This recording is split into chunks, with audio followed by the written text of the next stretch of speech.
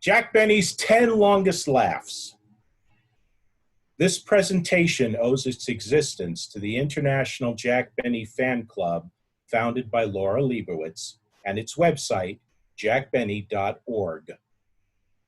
In 2003, Miss Leibowitz took a stopwatch and timed the longest laughs that she and other members had heard while listening to the program, and she compiled a list. It's very likely that no performer was as beloved by his colleagues and employees as was Jack Benny. His writers adored him, and his fellow cast members appreciated how they were able to be funny at his expense. All of the people shown here with Benny are involved either directly or indirectly in most of the 10 biggest laughs or longest lasting laughs of his radio program. So let's get started with the shortest laugh by far in tonight's presentation. Gee, it was awfully nice of Ronnie to let me take his Oscar home so I could show it to Rochester. Sure is dark tonight. No moon. Oh, well. Yada-dee-da-dum, da-dee-da-dum, da-dum, dum-dee-da-da-dum. Hey, Bud. Bud. Huh? You got a match? Yes, I have one right here. Don't make a move. This is a stick-up. Mister, put down that gun. Shut up. I said this is a stick-up. Now, come on. Your money or your life.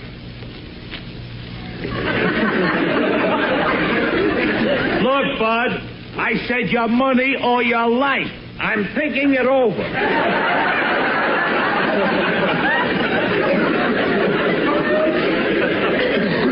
Now, look, mister. Come on, give me your wallet or I'll let you have it. This was unquestionably the most fondly remembered joke of Jack's radio career.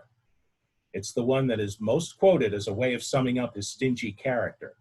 Yet the laugh it received was rather ordinary, only 7 seconds. And this was the second appearance of this joke. The first one was on the previous week's show toward the end, where it received a 5-second laugh. Despite its legendary status, it is not among the top 10 laugh getters. In fact, it's not even among the top 25, as timed by Miss Leibowitz.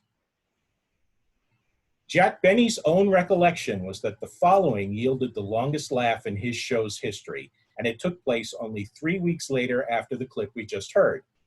As it turns out, it's not. There had been longer laughs before, and there would be longer laughs after.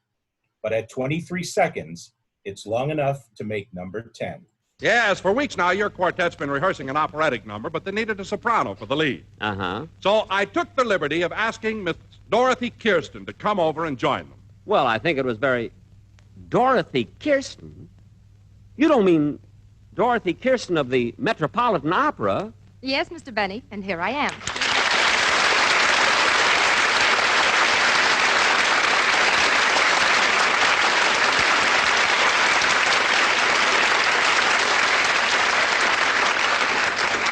Well, Miss Kirsten, this is indeed an honor and a great privilege having an operatic star like you on my program. Thank you, Mr. Benny.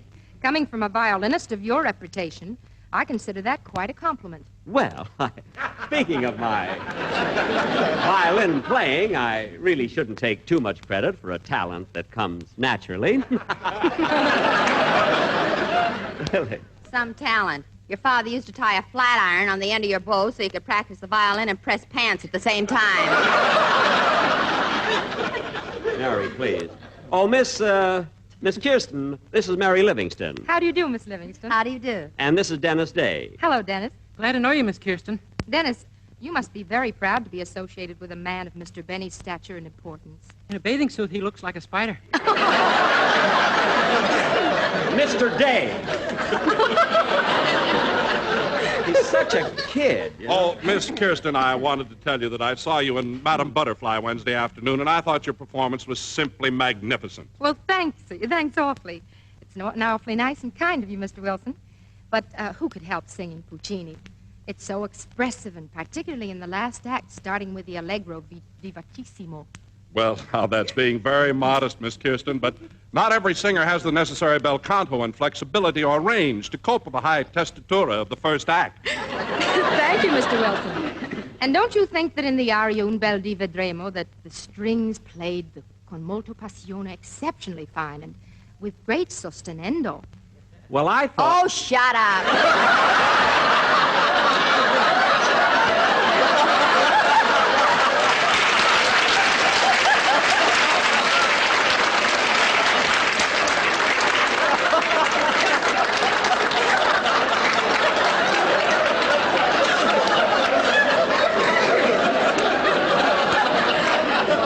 Mary, that's not cricket.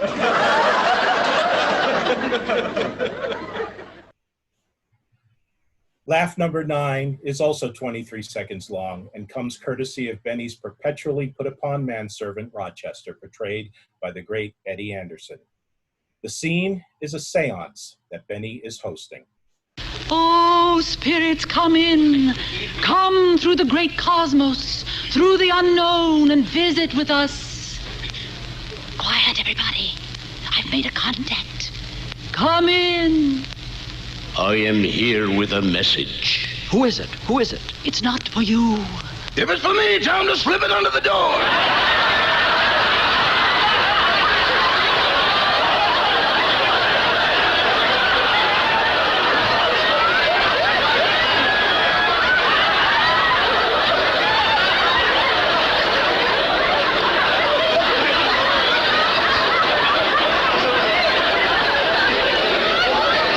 Rochester, sit down. Rochester also figures in the number 8 laugh, which clocks in at 24 seconds. Jack's real-life wife, whose real-life name was Sadie Marks, portrayed her husband's long-suffering, on-again, off-again girlfriend, Mary Livingstone. Mrs. Benney was known to flub a line every once in a while, and this is perhaps her most well-known mistake. It's certainly the one that got the biggest howl from the audience. Jack is explaining how he met Rochester, which turns into a flashback. In my merry Maxwell car, I go roaming near and... Well,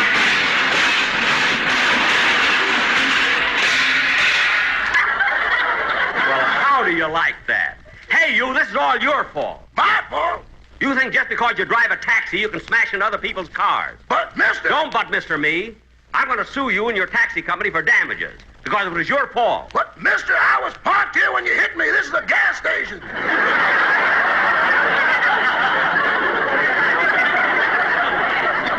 Well, I can't understand how I could have run into you. Neither can I. I was up on a grease rack.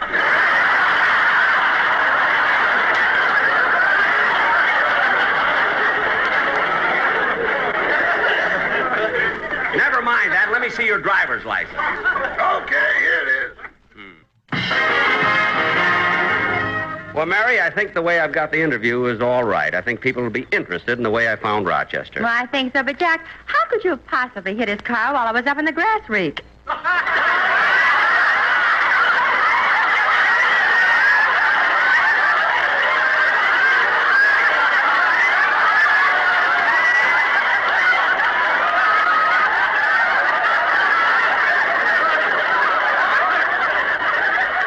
A natural mistake for a girl who's going back to the May Company tomorrow.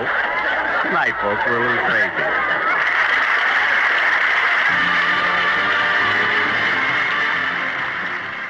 Jack's closing line, which was added to the transcription in the editing room, was a variation on one of Mary's lines from earlier in the program. Another famous blooper was made by Don Wilson, and it sets up laugh number 7. Ladies and gentlemen, 1949 is gone and forgotten. But to Jack Benny, 1950 will always be remembered. Because 1950 is what he paid for his new suit. And here he is, Jack Benny.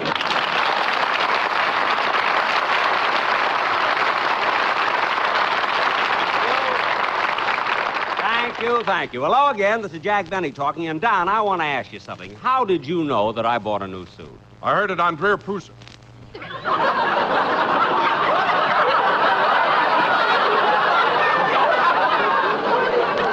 heard it on Now, wait a minute. I want to hear this. You heard it? You heard it on what? I heard it on Drew Pearson's broadcast. Ladies and gentlemen, he got the award for being the best announcer in the show.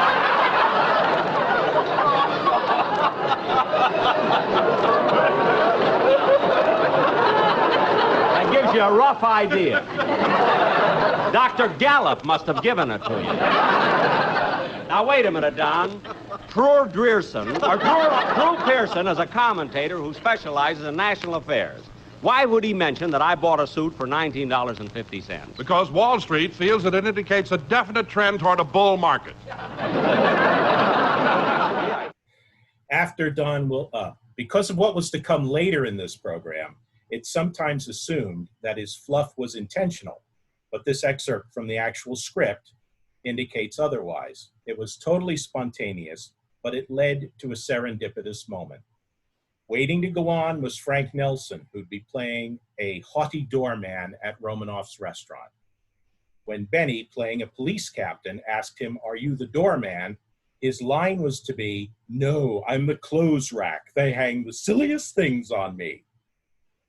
No one was particularly happy with that joke, but it was the best they could come up with. After Don Wilson's flub, the writers signaled Nelson and gave him a new line.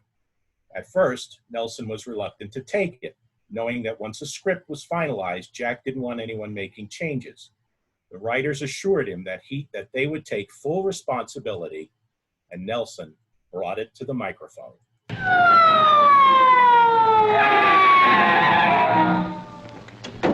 Okay, man, this is Romanoff's restaurant. That man in that red uniform and gold braid must be the doorman. I'll ask him. Pardon me, are you the doorman? Well, who do you think I am, Dreer Pooson?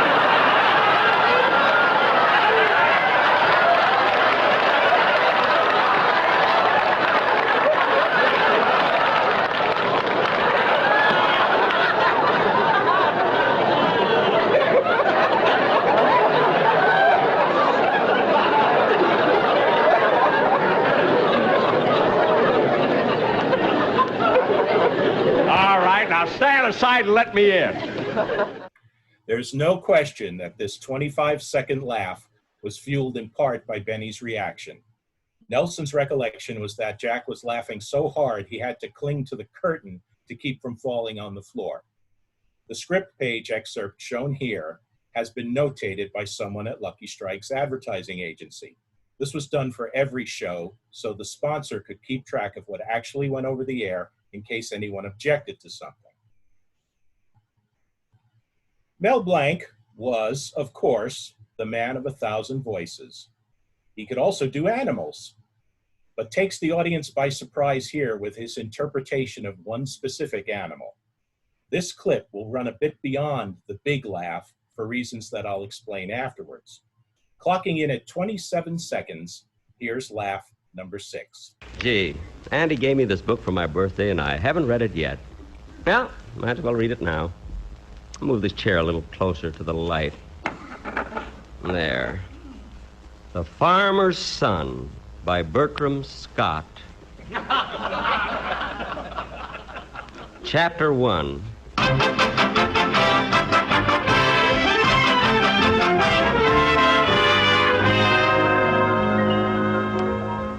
My name is Lemuel Jones.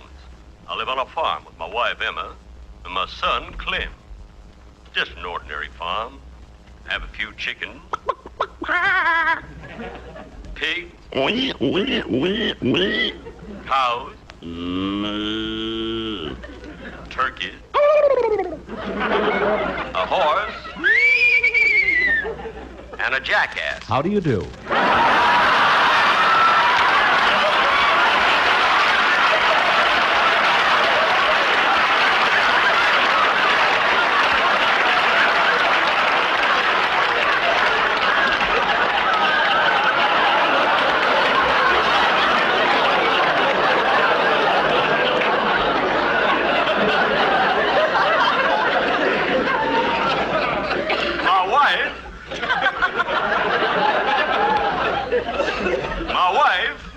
My wife, Emma, and I were awfully worried about our wayward son, Clem.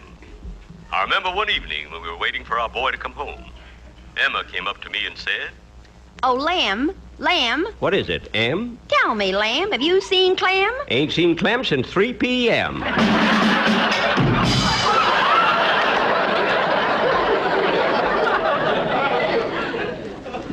Look what time it is. Clem ain't home yet. Throw her a toothpick, Ma. Darn that cat. Well, that ain't a cat. That's the dog. He does imitations. Does? Wonder if he can imitate that comedian feller, Eddie Cantor. That sounds so... Stupid dog!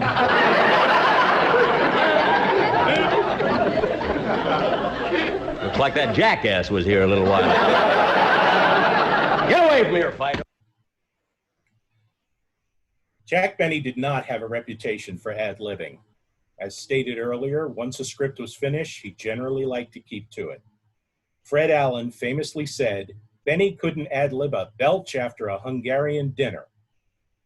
But as you can see by the notation on this page, his line about the dog looking like that jackass was not scripted ahead of time. Benny's program was so character-driven, we don't tend to think of it as an outlet for funny sound effects.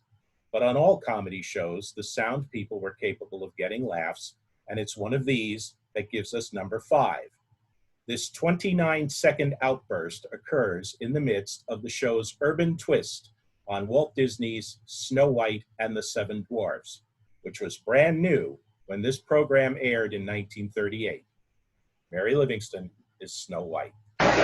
So little Snow White runs away from home. And 2 days later, we find her lost in a dense forest somewhere in Long Island.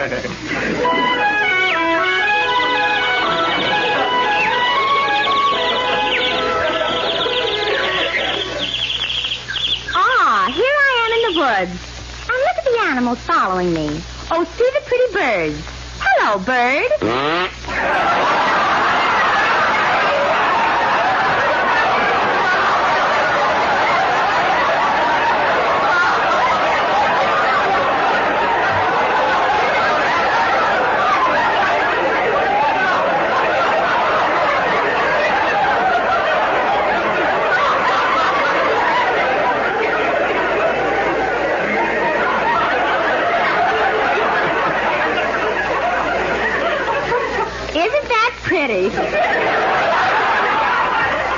That canary is somewhat of a critic.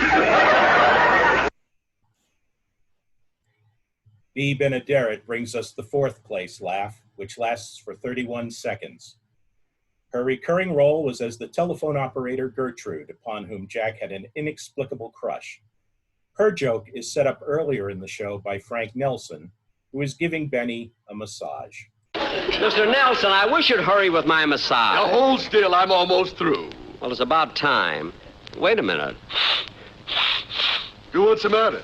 That oil you've been putting on me smells rancid. Well, don't blame me. Blame the butcher. Butcher? Yes, I use chicken fat. You mean all this time you've been rubbing chicken fat on me? Well, what did you expect for $3 an hour? My sin? Well, that does it. You've slapped me until I'm black and blue, butted into my personal affairs, and covered my whole body with chicken fat. Now, here's your $3 and go. No tip? Oh, get out of here. Oh, my goodness, look what time it is. I'll be late for my date. Gee, I hope they keep my reservation in that cafe. I wonder if she'll like this place I'm taking her to. She's always so critical. But underneath, I think she really likes me. She's so cute. Every time I hear her voice, I get goose pimples.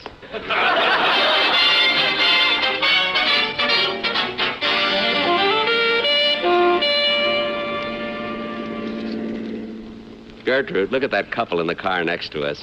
She has her head on his shoulder. Gee, it's a beautiful night. Gertrude, why don't you ever sit with your head on my shoulder? What?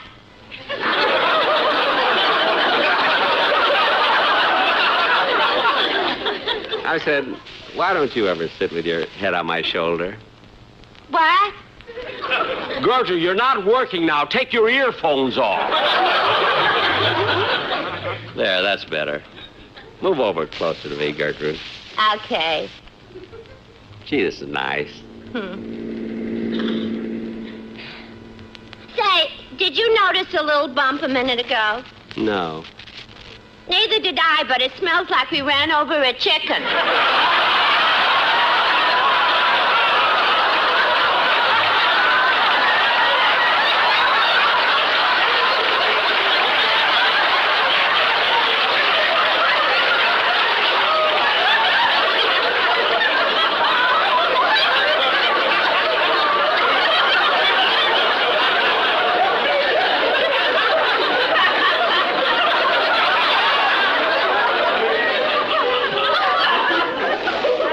Darn that masseur. What? Nothing. Number 3, lasting 32 seconds, is brought to us courtesy of frequent guest stars Ronald and Benita Coleman, ostensibly Benny's next-door neighbors. We will have a bit of a vacation soon. Mr. Benny's going away on a vaudeville tour. Vaudeville tour? Well, what in the world could Benny do on the stage? Play the violin, I suppose. You mean that the people will pay money to hear Benny play the violin? Yes. Huh. Say, Benita, let's you and I go out and join Spike Jones. Don't be so silly. Darling, pass me an apple, will you? I feel a bit hungry. Here you are. Thank you. You know, in his vaudeville act, Mr. Benny will have Manchester and also Mr. Harris. Phil Harris? Uh-huh. Benita, have you ever seen any of Phil Harris's musicians? Please, Ronnie, I'm eating.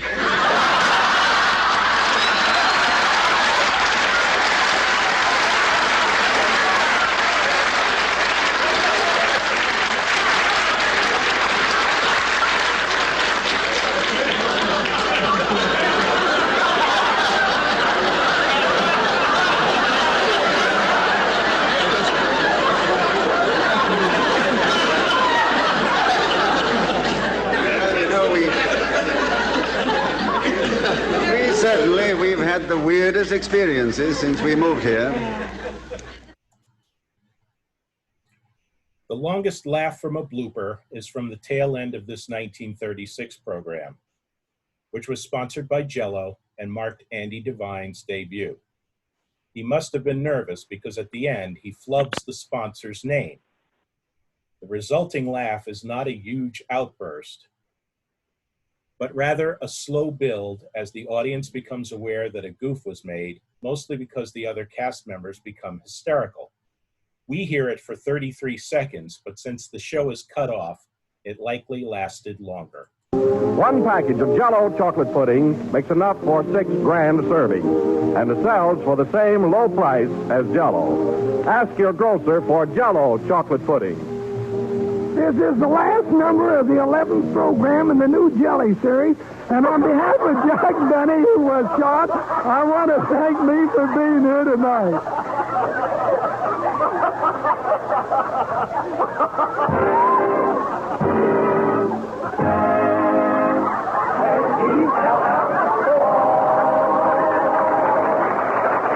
The selection I get a kick out of you is from the production Anything Goes. The Jell-O program originated at the NBC studios in Hollywood over the Red Network. This is the National Broadcasting Company. KFI, Los Angeles. 5 seconds past 9 o'clock. Did 5 seconds pass? No, actually, it's 10 minutes before 9 o'clock. As in the clip you just heard, the longest laugh, clocking in at somewhere between 35 and 40 seconds, is not a sustained burst, but one that rises and falls based on the difficulty Benny has in pulling himself together. Once again, Frank Nelson is the co-star, and it involves a setup and payoff that are separated by nearly 15 minutes. Nelson's not his usually nasty self either, but plays it almost coy, which is probably why Jack can't stop laughing. Don, look. There's Jack getting off the plane. I see him. Come on, Mary, let's push through the crowd. Oh, Jack! Mary! Don! Hiya, Jack! Oh, boy, it's good to see you, and it's good to be back. Pucker up, Mary. I'm going to give you a great big kiss. Oh, Jack, not in front of your friend. My friend? Yes, that man standing right behind you. He came off the plane with you. Oh, these people who follow celebrities. Look, mister, will you please beat it? I can. What? Remember when the pilot told you to sit down and fasten your safety belt?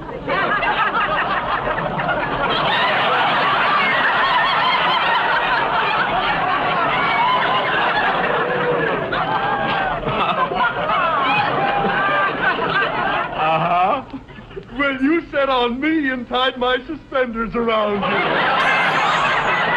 Oh, I'm sorry. I'll untie them. Yeah, I'll do it. You go ahead and kiss her. Thank you. Jack, I'm going out the main gate and hold a cab for you. Okay. One taxi ride, several interruptions, and a song from Dennis later. You know, it's a funny thing, but when you go to a foreign country... Well, goodbye. It was nice being with you.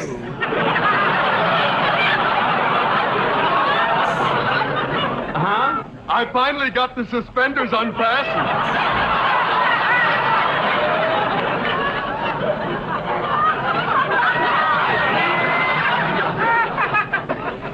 Oh.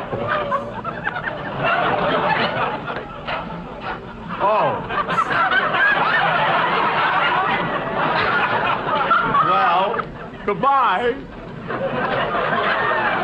Goodbye. Goodbye, everybody.